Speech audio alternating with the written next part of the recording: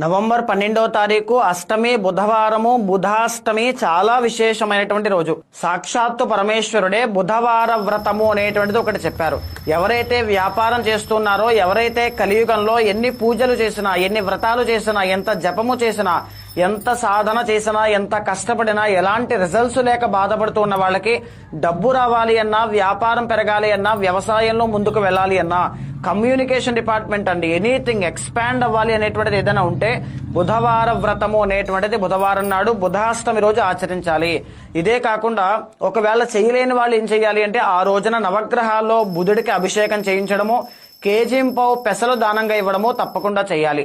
విశేషించి ప్రజెంట్ టైంలో ఇప్పుడు నడుస్తున్నటువంటి కర్కాటక రాశి వాళ్ళకి, తులారాశి వాళ్ళకి, కన్యా రాశి వాళ్ళకి, ధనస్సు రాశి వాళ్ళకి, మీన రాశి వాళ్ళకి బుధుడి యొక్క బలము అనేటువంటిది లేదు. కాబట్టి తప్పకుండా ఈ 12వ తారీఖున బుధుడికి సంబంధించినటువంటి అభిషేకం చేయండి.